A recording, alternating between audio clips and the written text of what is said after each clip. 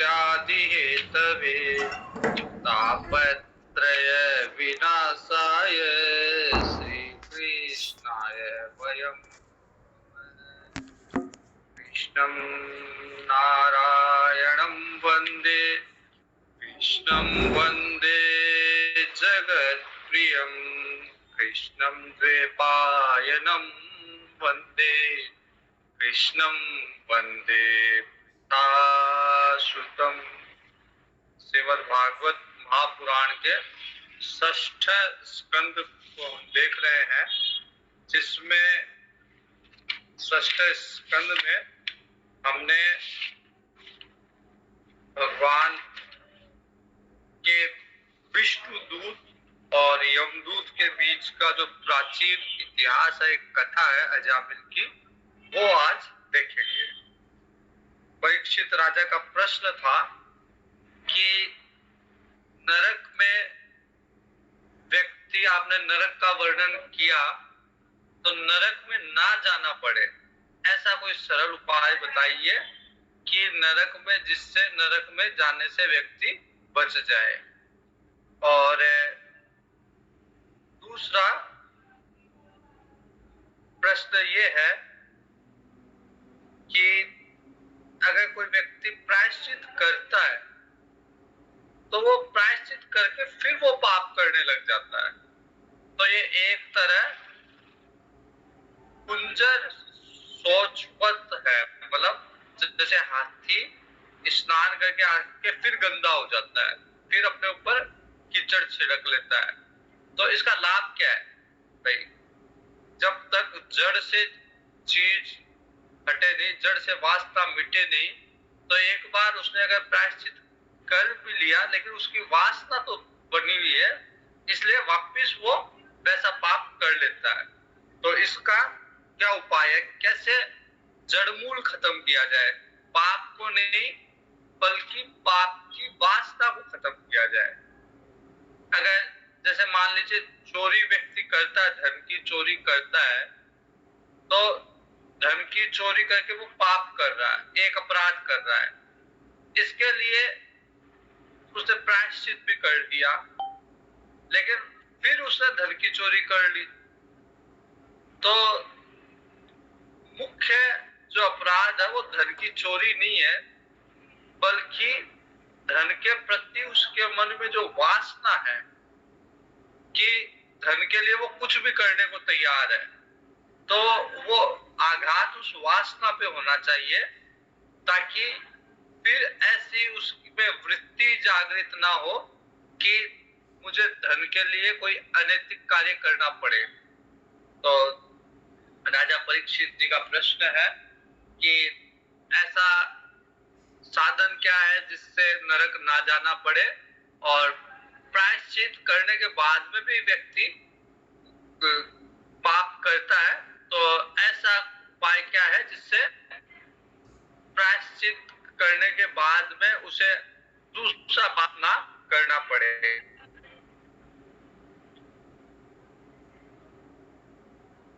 पूर्ण रूप से उसकी पाप वासना समाप्त कैसे हो? तो सुखदेव जी कहते हैं कि कर्म से कर्म की वासना, जैसे कर्म से कर्म की वासना समाप्त नहीं हो सकती। जैसे मैल को धुलाई करने के लिए मैल का उपयोग नहीं कर सकते। जैसे अगर कहीं पे मिट्टी लगी हुई है और हम फिर मिट्टी से उसको साफ कर रहे हैं, तो मिट्टी को साफ करने के लिए मिट्टी का ही उपयोग कर रहे हैं, तो वो और गंदा और होगा, वो साफ नहीं होगा। उसके लिए जल का उपयोग, अगर मिट्टी को हटाना तो उसके लिए जल का उपयोग करना है। मतलब जो चीज उससे उसको हटा सके उसका उपयोग करना है। तो हम कोई कर्म करते हैं और उसको साफ करने के लिए फिर एक कर्म करते हैं, तो वो कर्म की जो वासना है उससे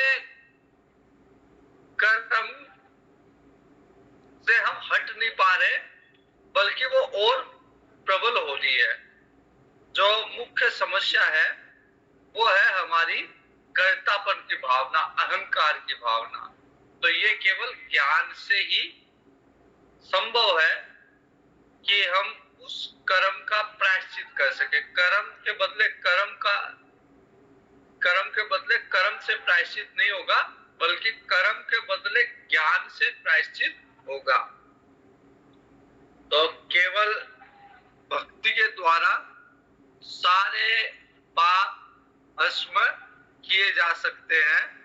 जैसे सूर्य के उदय होने पे सारा अंधकार समाप्त हो जाता है, वैसे ही जैसे मान लीजिए कोई गुफा है जो 1000 साल तक अंधकार में रही, हजारों साल के अंधकार में गुफा रही, उसको प्रकाश करने में कितना समय लगेगा? अगर हजारों वर्ष तक गुफा अंधकार में रही तो इसका मतलब ये तो नहीं कि प्रकाश करने में भी हजारों साल लगेंगे। प्रकाश तो जैसे ही दीपक जलाओगे तुरंत प्रकाश हो जाएगा। जिस भी क्षण दीपक जलाया उसी क्षण प्रकाश हो गया। फिर ऐसा नहीं कि 1000 साल बाद प्रकाश होगा। तो वैसे ही कितने भी पाप हो, लेकिन भगवान के नाम से वो पाप तुरंत ही समाप्त हो जाते हैं। तो इस संदर्भ में एक प्राचीन इतिहास सुखदेव जी बता रहे हैं। जो अजामिल नामक एक ब्राह्मण है कन्नौज के पास, वो उसमें इस इतिहास में, इस कहानी में विष्णु दूत और यमराज के दूतों का आपस में संवाद होता है। तो जो अजामिल था वो बहुत ही विद्वान, बहुत ही सदाचार, बहुत ही गुणों वाला ब्राह्मण था। फिर वो क्या कुसंग में आके और अत्यधिक कठोर और सारे दुर्गुण वाला हो गया। वह पतित, कभी कोई रास्ते में राहगीर जाता उसका धन लूट लेता, कभी जबरदस्ती किसी को जुआ खिलाता और छल पूर्वक उसे हरा देता, धोखाधड़ी से किसी का धन ले लेता, चुरा लेता, या अत्यंत निंदनीय वृत्ति का आश्रय लेके इन सब कार्यों से अपना पेट, अपने कुटुंब का पेट भरता।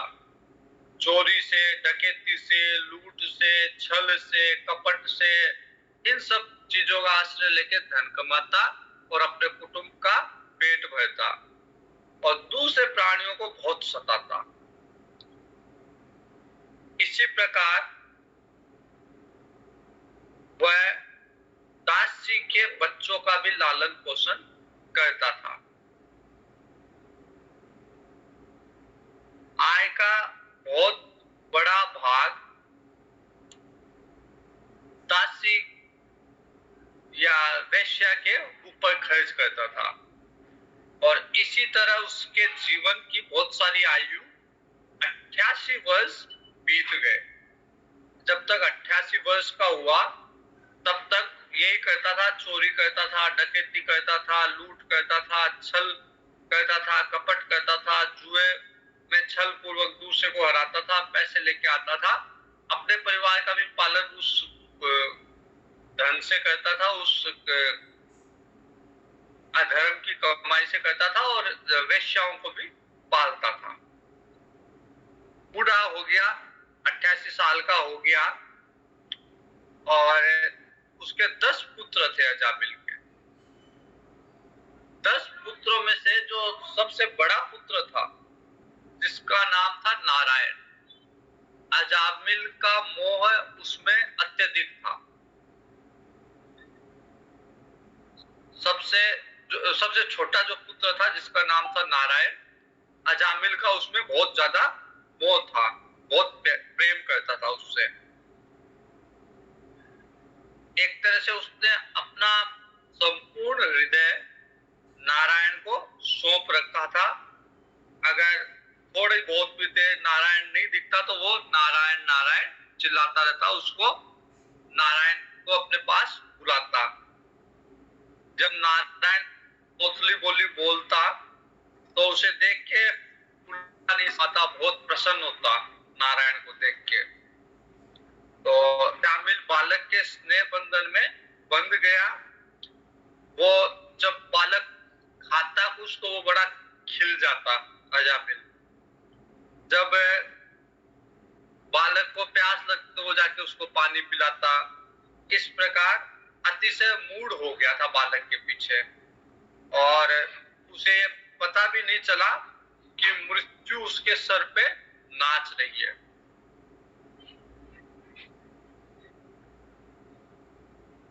इस तरह वो अपना जीवन यापन कर रहा था कि मृत्यु उसके सर पे आ पहुंची, और वह अपने पुत्र के बारे में सोचता हुआ ही नारायण नारायण उसको बुला रहा है। इतने में अजामिल ने देखा कि अजामिल को लेने के लिए 3 यम के दूत आए हुए हैं। उनके हाथ में फांसी है, मुंह टेढ़े मेढ़े मुंह है, उनके शरीर के रोए खड़े हुए हैं। उस समय नारायण कहीं दूरी पे खेल रहा था, तो उन यमदूतों को देख के अत्यंत व्याकुल होके अजामिल नारायण नारायण कहता है।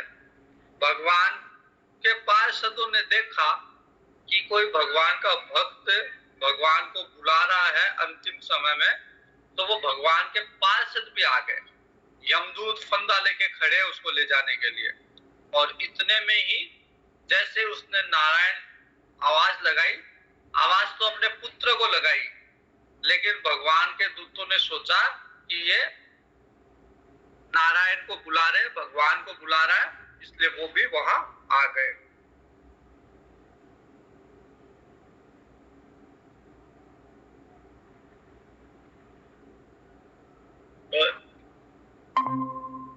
जब यमदूत अजामिल को बंदे में फांस के ले जा रहे थे, तो अंत समय में नारायण नारायण कहा तो भगवान के दूत भी वहां आ गए, और भगवान के दूतों ने, विष्णु दूतों ने बलपूर्वक यमदूतों को रोक दिया कि तुम ऐसा नहीं कर सकते। तुम क्या धर्मराज के तुम दूत होके ये क्या अधर्म कर रहे हो?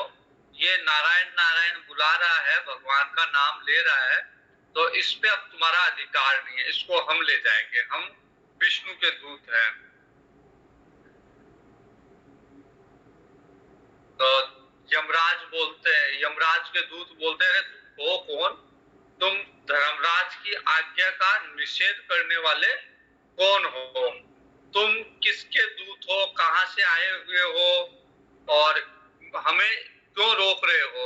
हम इसको ले जाना चाहते हैं, इसको यमराज के पास ले जाना चाहते हैं, तो तुम कोई देवता हो, कोई सिद्ध श्रेष्ठ हो जो हमें रोकते हो?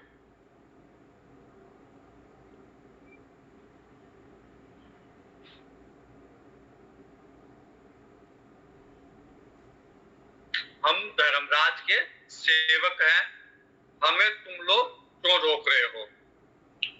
तो यमदूत भगवान के दूत बोलते हैं, भगवान के पार्षद बोलते हैं कि यमदूत हो, यदि तुम लोग सचमुच में धर्मराज के आज्ञाकारी हो तो तुम्हें धर्म का तत्व पता होना चाहिए, धर्म के लक्षण पता होने चाहिए।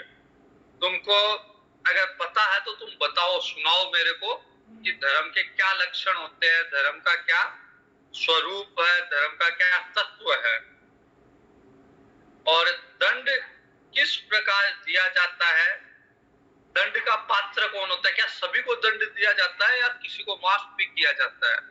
ये सारी चीजें पूछी। तो यमदूत कह रहे हैं कि कि भाई हमारे लिए हिसाब से तो धर्म वही है जो वेदों ने करने के लिए कहा है। जो चीज रामचरितमानस में एक जगह शुरू में आता है कि ब्रह्मा की सृष्टि में तो धर्म अधर्म दोनों है, दिन रात, पाप पुण्य, सुख दुख, जहर अमृत, ये सब द्वंद्व है ब्रह्मा की सृष्टि में। लेकिन इसमें से अच्छा क्या है बुरा क्या है ये कौन बताएगा? हो सकता है कि जहर ही अच्छा हो, हम कैसे मान ले कि अमृत अच्छा है? हो सकता है कि पाप ही अच्छा हो, हम कैसे मान ले कि पुण्य ही अच्छा है? तो ये जो व्याख्या है वो ग्रंथ करेंगे, वो वेद कहेंगे, वो हमारे ग्रंथ बताएंगे कि क्या अच्छा है क्या बुरा है। तो धर्मराज के ये यमराज के दूत भी कह रहे हैं कि धर्म वही है जो वेद कह रहे हैं। जिन चीजों को वेद करने के लिए कहते हैं वो धर्म है, और जिन चीजों को वेद करने से मना करते हैं वो अधर्म है। जैसे हिंसा करने से वेद मना करते हैं तो अधर्म हो गया, दूसरों को सुख देने के लिए वेद करते हैं तो वो धर्म हो गया। झूठ बोलना नहीं चाहिए, मना निषेध करते हैं वेद तो वो अधर्म हो गया, और सत्य बोलना चाहिए वेद करते हैं तो वो धर्म हो गया। तो यमदूत बोल रहे हैं कि धर्म और अधर्म की व्याख्या यही है कि वेदों में जो चीज करने के लिए कहा गया वो धर्म, और जिस चीज को निषेध किया गया वो अधर्म। क्योंकि वेद साक्षात भगवान का स्वरूप है, उनके स्वाभाविक श्वास प्रश्वास एवं स्वयं प्रकाश ज्ञान है। वेद क्या है? भगवान का श्वास प्रश्वास है, और भगवान के अंदर से प्रकट हुआ स्वयं प्रकाश ज्ञान है वेद। तो ऐसा हमने सुना है, जगत के रजोमय तमोमय सत्वमय इन गुणों से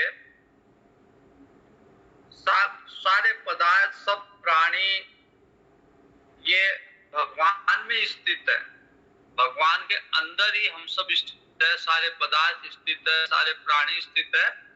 लेकिन हमारा स्वभाव रजो तमो और सत्व में विभाजित हो गया। वेद ही उनके गुण नाम कर्म और रूप आदि के अनुसार उनका विभाजन करते हैं। वेद ही बताते हैं कि उसका गुण के आधार पे बताएंगे, उसका नाम के आधार पे, कर्म के आधार पे, रूप के आधार पे बताएंगे कि सत्व क्या है, रजो क्या है, तमो गुण क्या है। तो ये सारी व्याख्या वेद करेंगे। जीव शरीर अथवा मनोवृत्ति से जितने कर्म करता है, शरीर से करता है या मन से करता है, मन से किसी का बुरा सोच रहा है, अच्छा सोच रहा है, या शरीर से कर रहा है, तो मन से या शरीर से कुछ भी कर्म करता है, उसकी साक्षी कौन करेगा? कौन उसका, जैसे मैंने झूठ बोला तो इसकी साक्षी कौन देगा कि मैंने झूठ बोला? या मैंने मन ही मन में किसी के बारे में बहुत अच्छा सोचा, उसके कल्याण का विचार किया, तो इसकी साक्षी कौन देगा? कौन यमराज को जाके बताएगा कि मैं अच्छे कर्म कर रहा हूं, मैं बुरे कर्म कर रहा हूं? ये बात जाके यमराज को कौन बताएगा? तो यमदूत कहते हैं कि सूर्य बताता है, सूर्य भगवान ये सारी बातें जाके यमराज को बताते हैं। सूर्य साक्षी है, अग्नि साक्षी है, आकाश साक्षी है, वायु साक्षी है, मतलब पंच महाभूत। तो इन्हीं पंच महाभूतों से तो हम बने हैं, तो हमारा कण कण साक्षी देगा। हम जो अच्छे या बुरे कर्म कर रहे हैं, हमारा कण कण ये साक्षी देगा कि हमने कैसे कर्म किए हैं। उसके अलावा इंद्रिय वायु आकाश चंद्रमा संध्या रात दिन दिशाएं साक्षी देगी, जल पृथ्वी काल और धर्म की सब साक्षी है। जो कुछ भी हम कर्म अच्छे या बुरे कर रहे हैं उन सब के साक्षी पंच महाभूत दिशाएं। không có tao thì tôi xử ra những cái càng thì quan điểm với chân giá था। जो कुछ भी कर्म हम कर रहे हैं उसका साक्षी पंच महाभूत है, काल है, धर्म है और दिशाएं हैं। ये सब साक्षी देते हैं। चंद्रमा सूर्य ये सब साक्षी देते हैं कि हमने क्या कर्म किया है। और अगर अधर्म किया हुआ है तो उसके लिए दंड का विधान है, उसको दंड किया जाएगा। दंड के पात्र का निर्णय होता है और पाप कर्म करने वाले मनुष्य के कर्म यदि दंडनीय है तो फिर यमराज उसे दंड देता है।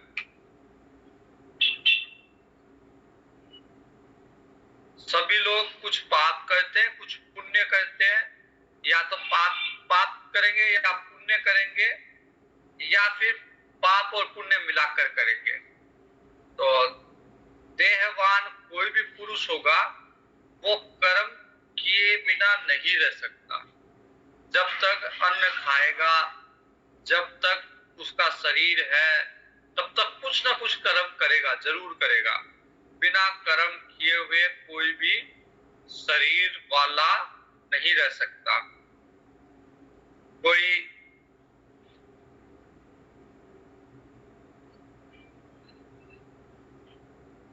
मनुष्य धर्म का कर्म करता है, कोई अधर्म का कर्म करता है, लेकिन कर्म जरूर करेगा। और जैसा कर्म करेगा मृत्यु के बाद में वैसा ही फल उसको भोगना पड़ेगा। सत्व रजस और तमस ये गुणों के भेद के कारण देखा जाता है कि कोई किसी में सत्व ज्यादा है तो वो पुण्यात्मा है, किसी में तमस ज्यादा है वो पापात्मा है, रजस ज्यादा है तो पुण्य पाप दोनों मिले हुए हैं। तो जैसे तमस रजस और सत्व है वैसे ही पुण्य पाप और पुण्य पापों का मिश्रण है। और उसी के हिसाब से कोई पुण्यात्मा है, कोई पापात्मा है और कोई मिली जुली पुण्य पाप से मिली हुई आत्मा है। कोई सुखी होता है, कोई दुखी रहता है और कोई सुख दुख दोनों मिलते हैं उसको। तो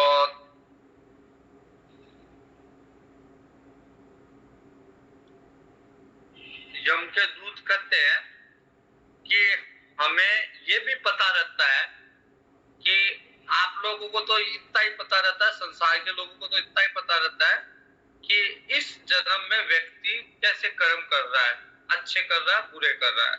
यम के दूत कहते हैं कि हमें भूत भविष्य का भी पता चलता है कि भूतकाल में ये कैसे कर्म किए होंगे इसने या भविष्य में कैसे कर्म करेगा, इसका भी हम अनुमान कर सकते हैं। वर्तमान में इसके कर्म देख के भूत और भविष्य के का भी अनुमान कर लेते हैं। हमारे जो स्वामी है यमदूत कह रहे हैं कि हमारे जो स्वामी है यमराज, वो यमराज महाराज सर्वज्ञ है, सबके अंतःकरण में विराजमान है और सबके अंतःकरण में विराजमान रह के उसके कर्म देखते रहते हैं कि कैसा कर्म कर रहा है व्यक्ति।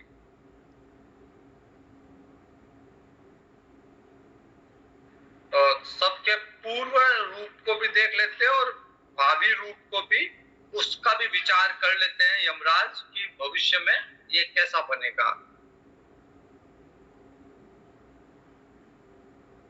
जैसे कोई सोया हुआ व्यक्ति है और वो कल्पना में अपना शरीर, जैसे अगर मैं सो रहा हूं और मैं ये देख रहा हूं कि मैं जयपुर में हूं, तो जयपुर में तो मेरा स्थूल शरीर है नहीं, लेकिन मैं अपने आप आप को जयपुर में देख रहा हूँ, इसका मतलब वो कोई दूसरा शरीर है। वो वास्तविक में मेरा जो स्थूल शरीर है वो तो फतेहपुर में ही है। अगर जयपुर में अपने आप को देख रहा हूँ तो इसका मतलब निश्चित रूप से वो दूसरा शरीर है। लेकिन उससे ही मैंने स्वप्न काल में वास्तविक समझ लिया। मैं निश्चित रूप से मेरे पास एक ही शरीर है जो फतेहपुर में है, लेकिन मैं अपने आप को जयपुर में देख रहा हूँ, तो इसका मतलब कि मैं अपने वास्तविक स्वरूप से भिन्न कोई स्वरूप देख रहा हूँ, लेकिन उसको मैंने स्वप्न काल में सत्य समझ लिया। जीव भी अपने पूर्व जन्मों को की याद भुला जाता है और वर्तमान शरीर के अलावा उसका पहला शरीर क्या था वो उसे ध्यान नहीं रहता। जैसे स्वप्न काल में जयपुर वाले शरीर को ही मैंने वास्तविक मान लिया, मैं ये भूल गया कि मेरा शरीर तो फतेहपुर में सोया हुआ है। वैसे जीव भी जिस योनि में जन्म लिया केवल उसी को अपना शरीर मान लिया, इसके पहले उसका वास्तविक शरीर क्या है वो भूल गया। और पंच इंद्रियों का, कर्मेंद्रियों का, ज्ञानेंद्रियों का जो लेना देना, चलना फिरना और ये अनुभव करने लग जाता है जीव। मन, उसका मन जो है, मन, ज्ञानेंद्री, कर्मेंद्री, इनके द्वारा वो विषयों को भोगता रहता है जीव। तो ये 5 कर्मेंद्री, ज्ञानेंद्री और मन, ये जो उसका लिंग शरीर है, सूक्ष्म शरीर है, इसके अंदर उसको कभी हर्ष होता है, कभी उसको शोक होता है, कभी भय होता है, कभी पीड़ा होती है मन के अंदर। जन्म मृत्यु के चक्कर में ये सब चीजें उसको डालती रहती है। अज्ञानवश जीव 6 शत्रुओं पे विजय प्राप्त नहीं कर सकता, उनसे हारता रहता है 6 शत्रुओं से। और 6 शत्रु है उसके, काम, क्रोध, लोभ, मोह, मद, मत्सर। तो इन 6 शत्रुओं से निरंतर जीव हारता रहता है और उसे इच्छा न होने पर भी विभिन्न वासनाओं के अनुसार अनेकों कर्म करने पड़ते हैं। अगर मेरे को काम वासना उत्पन्न हो रही है, क्रोध उत्पन्न हो रहा है, लोभ उत्पन्न हो रहा है, मोह उत्पन्न हो रहा है, तो मैं अनिच्छा पूर्वक भी ऐसे कर्म करूंगा जो अधार्मिक, जो अधर्म वाले कर्म भी मैं इन सब चीजों के वशीभूत होके, काम, क्रोध, लोभ, मोह, मत्सर, इनके वशीभूत होके मैं कर जाऊंगा। तो ये एक तरह से शत्रु है जीव के, जो जीव को अधर्म के मार्ग में लगाते हैं।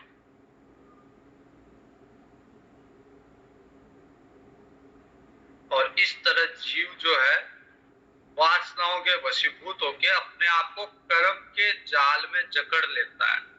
अब उसके पास निकलने का रास्ता नहीं है और मोह का शिकार हो जाता है, संसार में फंस जाता है। प्रत्येक प्राणी के स्वाभाविक गुण उसे बलपूर्वक विवश करते कर्म करने के लिए। गीता जी में भी भगवान अर्जुन को कहते हैं कि अर्जुन कहता है कि भगवान ये तो घोर अधर्म वाले कर्म है, युद्ध में हिंसा करना घोर अधर्म है। तो अर्जुन कहता भगवान इस हिंसा को करने से अच्छा, युद्ध लड़ू, हिंसा करूं, इससे अच्छा मैं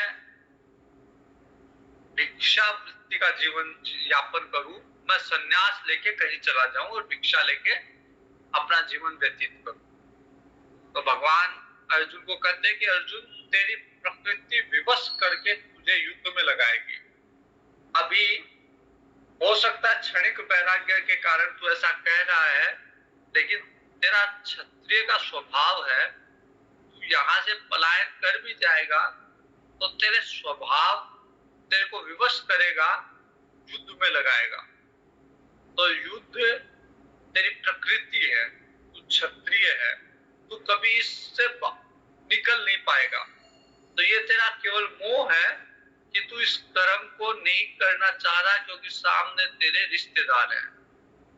यहाँ पे भी भगवान कहते हैं कि प्रकृति से विवश होके जीव कर्म करता है, अपनी प्रकृति से स्वाभाविक गुण बलपूर्वक विवश करके उसे कर्म करवाते हैं। अगर मैं सात्विक व्यक्ति हूँ तो मेरे जो सात्विक गुण है वो मुझसे सात्विक कर्म करवाएंगे। मैं अगर तामसिक व्यक्ति हूँ तो मेरे तामसिक गुण मेरे से तामसिक कर्म करवाएंगे। मैं अगर राजसिक व्यक्ति हूँ तो मेरे राजसिक गुण मेरे से राजसिक कर्म करवाएंगे। तो बलपूर्वक विवश करके कर्म करवाते हैं। जीव अपने पूर्व जन्मों के पाप पुण्य के संस्कार के अनुसार स्थूल और सूक्ष्म शरीर प्राप्त करता है। जैसे कर्म करेगा, जैसे पाप पुण्य होंगे, वैसा ही अगले जन्म में शरीर प्राप्त करेगा, या इस जन्म में जो शरीर मिला हुआ है वो पिछले जन्म के पुण्य पाप के कारण मिला हुआ है।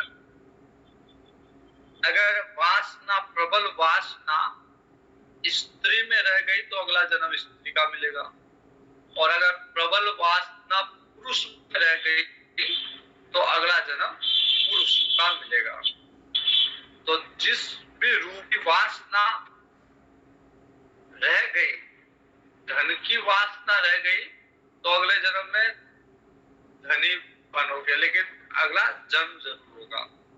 तो जैसी वासना है वैसा ही अगले जन्म में मिलेगा, मुक्त नहीं हो पाएगा व्यक्ति।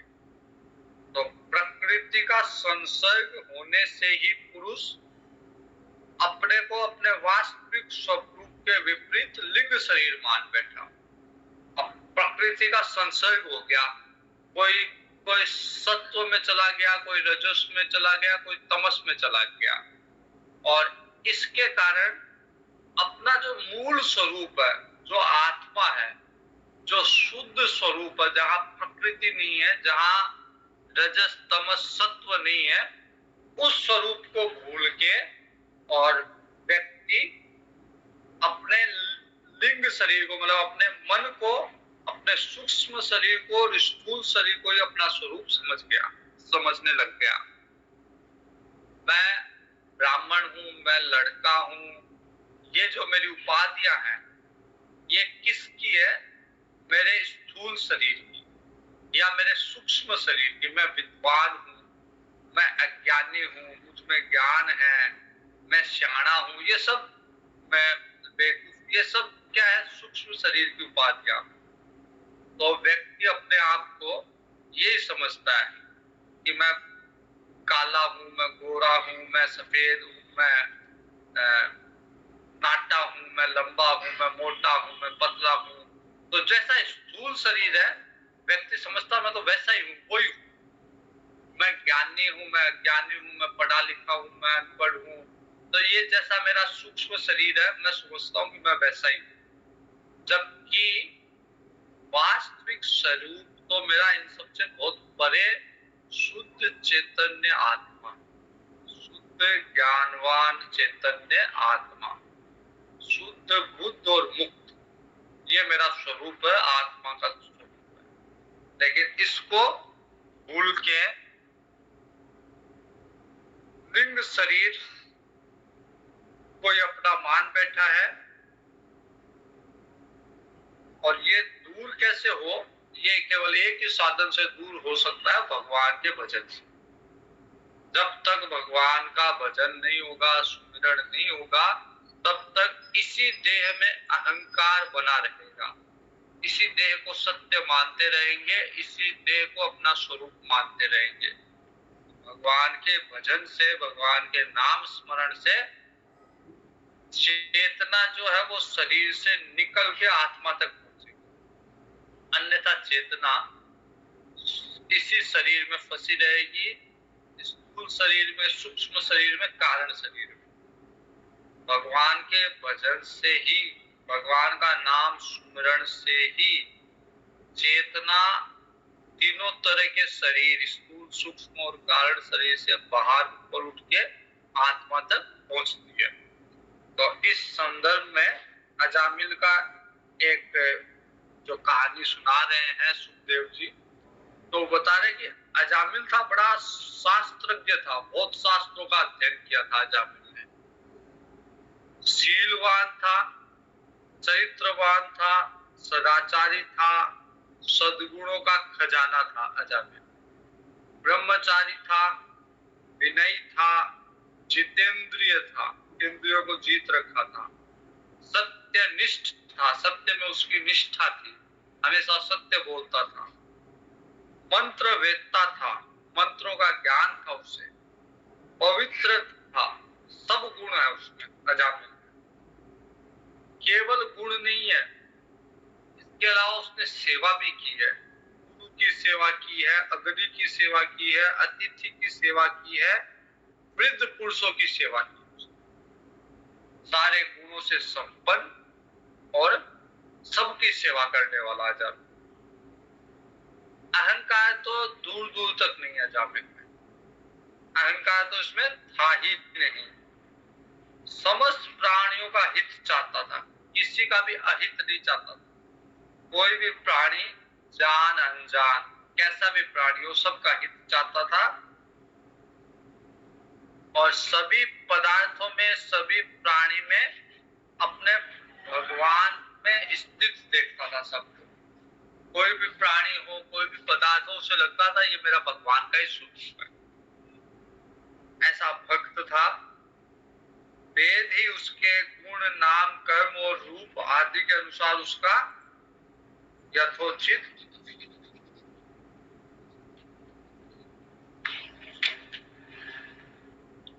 बड़ा सबकी सेवा करता था। अहंकार था नहीं, समस्त प्राणियों का हित चाहता था, उनका उपकार करता था। केवल चाहता नहीं था, अगर किसी को सहायता की आवश्यकता तो उनकी सहायता भी करता था। आवश्यकता के अनुसार ही बोलता था, ज्यादा बोलता नहीं था अजामिल। और किसी के गुणों में दोष कभी नहीं ढूंढता था, कभी उसको नहीं लगता था कि किसी में कोई दोष है। तो इस तरह का अजामिल का स्वभाव था, उसके गुण थे, उसका शील था, उसका ज्ञान था, उसका ब्रह्मचर्य था, उसकी सेवा थी। एक बार क्या हुआ कि अजामिल अपने पिता के आदेश पर वन गया और वन में फल फूल, लकड़ी, कुश आदि लेने के लिए वन गया। लौटते समय उसने देखा कि एक शूद्र वेश्या के साथ गमन कर रहा है, वेश्या के साथ विहार कर रहा है, और दोनों ने शराब पी रखी है, शूद्र ने भी और वेश्या ने भी, और अर्ध नग्न अवस्था में दोनों है। दोनों के साथ दोनों आपस में कभी गाते हैं, कभी हंसते हैं, कभी तरह तरह की चेष्टाएं करते हैं।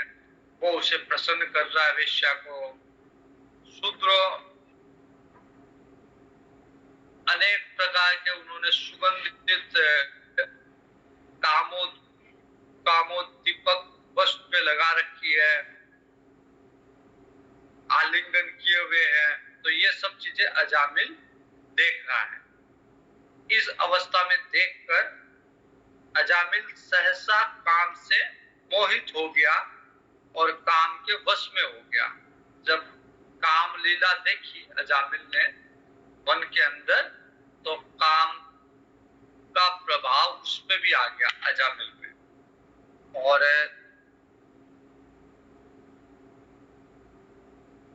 यद्यपि अजामिल ने धैर्य और ज्ञान के अनुसार काम वेग को रोकने का प्रयास किया, मन को रोकने का बहुत प्रयास किया, लेकिन पूरी शक्ति लगाने के बाद में भी मन को रोक नहीं पाया जा। और उस वेश्याओं को निमित्त बना के काम पिशाच जो है वो अजामिल के मन को ग्रस लिया उसने। तो अजामिल जो इतना सदाचारी, इतना गुणवान था, काम के वशीभूत हो गया।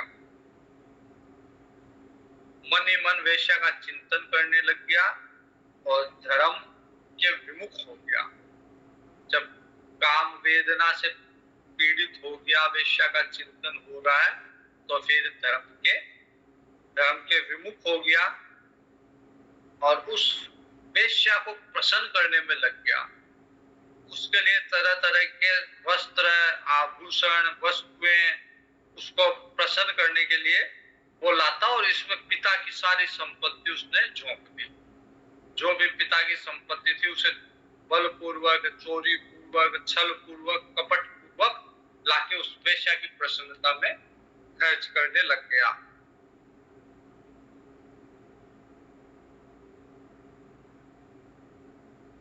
अब एक ही पुरुषार्थ रह गया कि वेश्या को प्रसन्न करना।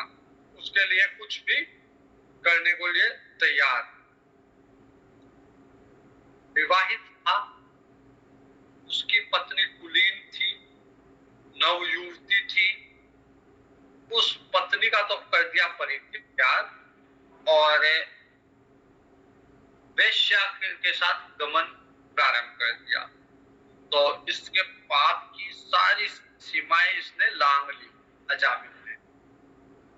यह न्याय से, अन्याय से जैसे भी धन मिलता उसे उठा लाता और वेश्या और वेश्या के कुटुंब पे खर्च कर देता, उसी में व्यस्त रहता।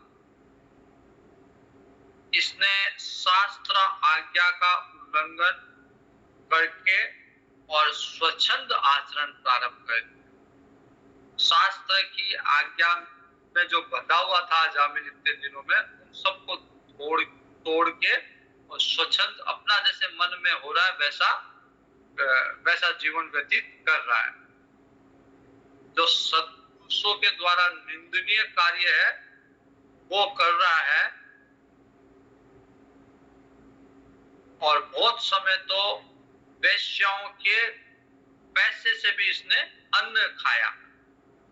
तो सत्पुरुषों के द्वारा जो निंदनीय, एकदम मल के समान अपवित्र अन्न है, उसका भी सेवन करने से इसका सारा जीवन पापमय बन गया अजामिल का। उसने कोई पाप का प्रायश्चित भी नहीं किया। अब तक उसने जो पाप किया है उसका कोई प्रायश्चित भी नहीं किया। इसलिए यमदूत कह रहे हैं कि इसलिए इसका पाप दंडनीय है, क्योंकि इसने अपने पाप किए, जो शास्त्र में बताया गया है उसके विपरीत जीवन जिया, पाप किया और न इस पाप का प्रायश्चित किया। तो इसके दंड का विधान यमराज करेगा, ऐसा यमदूतों का कहना था। कि अब इसकी शुद्धि का उपाय एक ही है कि यमराज इसको दंड देगा, नरक में जाएगा, वहां कष्ट सहन करेगा और फिर उस कष्ट भोगने से ये शुद्ध होगा। सुखदेव जी कहते हैं कि भगवान के धर्म जो यम पार्षद है वो नित्य निपुण और धर्म के मर्म को जानने वाले हैं। तो यमदूतों का ये भाषण सुन के भगवान के पार्षद कहते हैं कि बड़े खेद की बात है, बड़े आश्चर्य की बात है, आप धर्मज्ञों की सभा में अधर्म प्रवेश कर रहा है। आप बातें सारे धर्म वाली कह रहे हो यमदूतों, लेकिन तुम्हें अभी वास्तविक धर्म का ज्ञान भी नहीं है। तुम कह रहे हो कि धर्म क्या है, जो वेद कहते हैं वो धर्म है, जो वेद करने के लिए मना करते हैं वो अधर्म है। लेकिन शायद तुम्हारे अंदर ही अधर्म घुस गया, इसलिए तुम धर्म की सही व्याख्या नहीं कर रहे और निरापराध अदंडनीय व्यक्तियों को वैध दंड दे रहे हो। इसने अजामिल ने कोई अपराध नहीं किया, ये दंडनीय नहीं है, मतलब अपराध अगर किया तो भी दंडनीय नहीं है इसका अपराध, और उसे भी तुम सजा दे रहे हो। तो जो प्रजा का रक्षक है, शासक है, समदर्शी, परोपकारी है, यदि वे ही प्रजा के प्रति विषमता का व्यवहार करने लगे तो प्रजा किसकी शरण लेगी? तुम लोग प्रजा के शासक, यमदूत या यमराज जो है प्रजा का शासक है, वो ही अज्ञान के कारण अगर प्रजा के प्रति विषम व्यवहार करेगा तो प्रजा किसकी शरण में जाएगी? सत्पुरुष जैसा आचरण करते हैं साधारण लोग भी वैसा ही करते हैं। तो अगर तुम लोग ही धर्म को नहीं जानोगे और अधर्म का आचरण करोगे तो फिर प्रजा तो वैसा ही आचरण करेगी। गीता जी में भी ये श्लोक है कि जैसा जैसा कोई सत्पुरुष आचरण लोग उसका अनुसरण करेंगे। तो अब सत्पुरुष की जिम्मेदारी अधिक है कि वो आचरण बड़ा संभल के करे, क्योंकि वो जैसा आचरण करेगा प्रजा वैसा ही उसका पालन करेगी। तो वो सावधानी पूर्वक कोई भी गलत आचरण नहीं करे, क्योंकि प्रजा जो है वो इतने वेद शास्त्र को जानती नहीं है। तो उसने जो मापदंड बना रखा है वो यही है कि भाई जो सत्पुरुष है, जो वेद शास्त्र को जानने वाले हैं, वो जैसा आचरण कर रहे हैं हम वैसा ही कर रहे हैं। तो इसलिए अगर सत्पुरुष गलत आचरण करेगा तो बहुत सारी प्रजा भी गलत आचरण करेगी। तो इसलिए सत्पुरुष की जिम्मेदारी अधिक है कि वो अच्छा आचरण करे। एक प्रजा में से एक व्यक्ति ने अगर बुरा आचरण किया तो उससे वो खुद ही प्रभावित होगा, लेकिन एक सत्पुरुष ने अगर बुरा आचरण कर दिया तो अनेकों प्रजा वाले उससे प्रभावित होंगे। इसलिए सत्पुरुष की जिम्मेदारी ज्यादा है।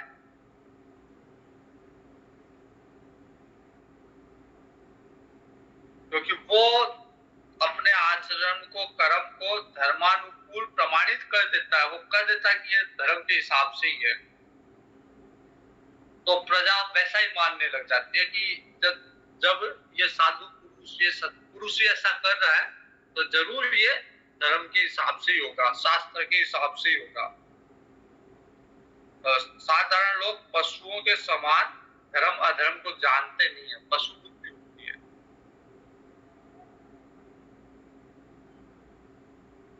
इसलिए कई बार ऐसा भी होता है कि लोक आचरण में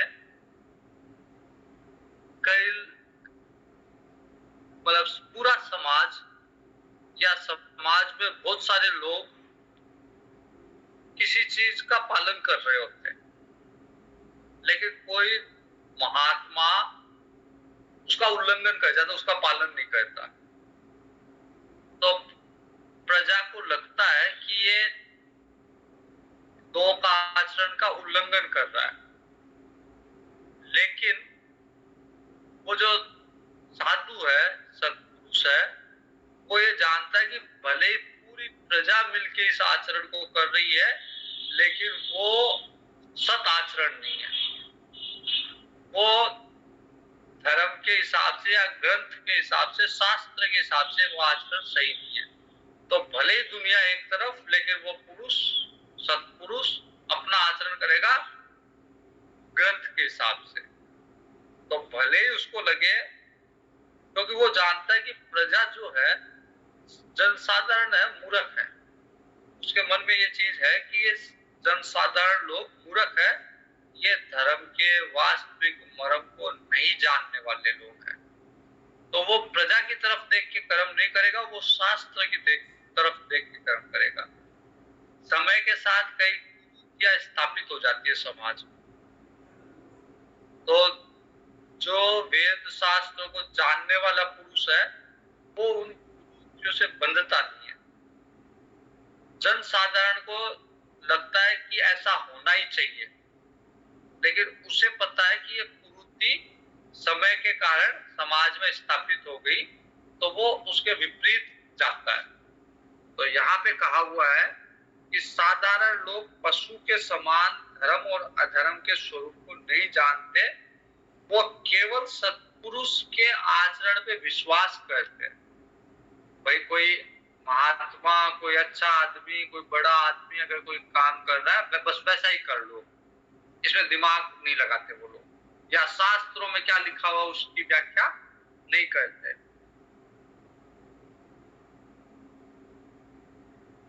दयालु सत्पुरुष जो प्राणियों का अत्यंत विश्वास पात्र है, उसे मित्र भाव से अपना हितैषी समझ के उन्होंने आत्मसमर्पण कर दिया, प्रजा ने आत्मसमर्पण कर दिया कि ये हमारा हितैषी है, जानकार है, ये जैसा करेगा वैसा हम कर लेंगे।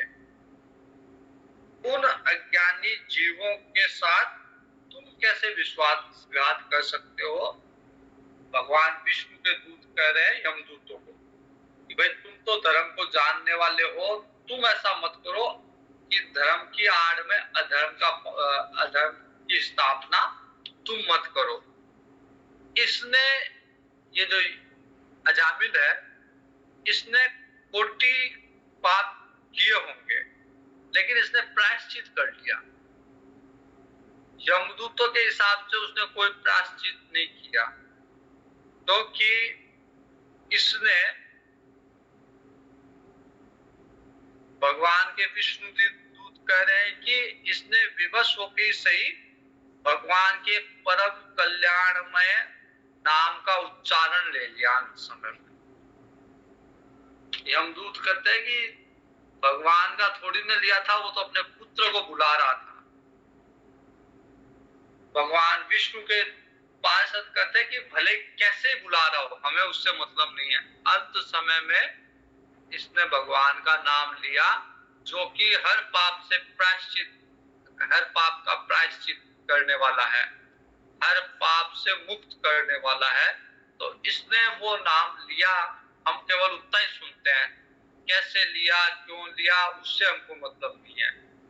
तो ये जो यमदूत और भगवान के पास का जो संवाद है आगे और है, उसे कर लेंगे।